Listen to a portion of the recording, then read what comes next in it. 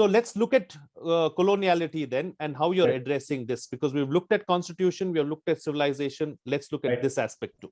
Right.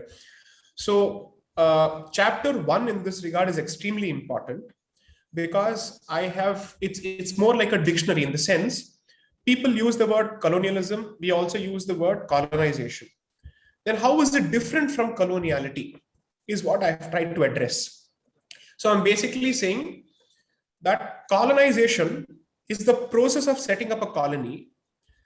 Colonialism is the policy of setting up colonies. And coloniality is the psychology behind colonialism, is the mentality behind colonialism. What is the fount of thought? Why would you decide to set up a colony? You would decide to set up a colony if you believe that you have the natural or the divine right to rule others, or if you believe that you have the natural and divine right to own and expropriate their resources, if you believe that there are lesser people compared to you. And why do you believe that there are lesser people? Is it because of their religion? Is it because of their race?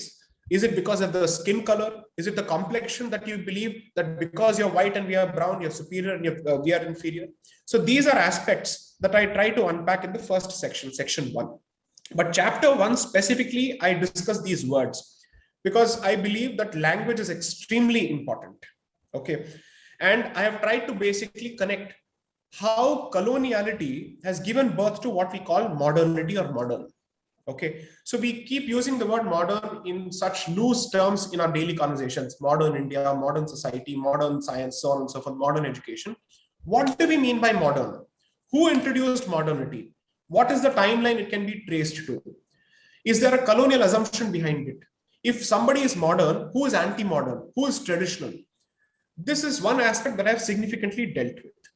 The second thing that I've done is I have discussed the experience of Africa, North America, Latin America, the Caribbean with colonization, and basically said this has been their experience. They have been completely wiped out, or they've been asked to give up the faith of their ancestors. Okay, so when it comes to Bharat, why do we believe that the very same person, when he enters Bharat, he had very different, let's say, intentions, or his notions were very different? Because whenever we look at, let's say, the history of colonization or the experience of colonization, we see it primarily as a commercial venture.